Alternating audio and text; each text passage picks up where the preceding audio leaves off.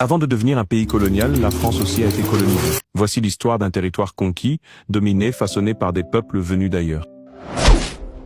Aujourd'hui, on pense à la France comme une vieille nation fière aux châteaux médiévaux, à la Révolution, à Napoléon.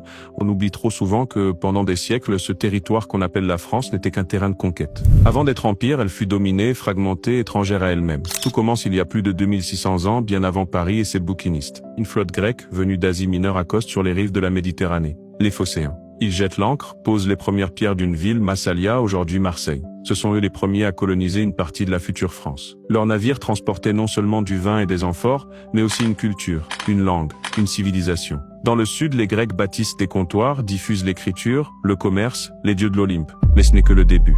Car au 1er siècle avant notre ère, une ombre se profile, Rome.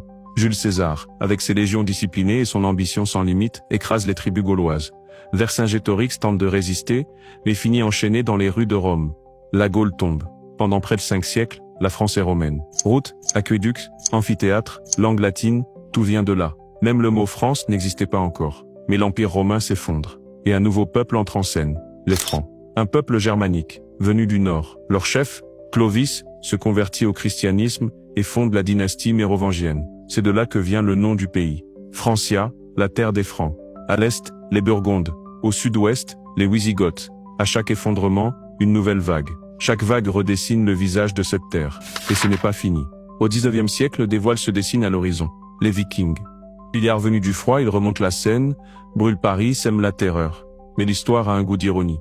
Ce sont ces mêmes hommes que le roi de France finira par installer en Normandie. Et leurs descendants, ils deviendront les futurs conquérants de l'Angleterre. Oui, la France a été colonisée, envahie, morcelée. Elle fut grecque, romaine, franque, viking. Elle a absorbé tous ces peuples, tous ces chocs, pour devenir ce qu'elle est aujourd'hui. Comme quoi, même les grandes nations ont des cicatrices. Des cicatrices que le temps n'efface pas, mais qui racontent toujours une histoire. Merci d'avoir écouté cette histoire. Si vous aimez qu'on vous raconte l'histoire autrement, avec ce qu'on oublie souvent de dire, abonnez-vous, laissez un like, et souvenez-vous, les grands empires naissent sur des ruines. Et parfois ces ruines sont les leurs.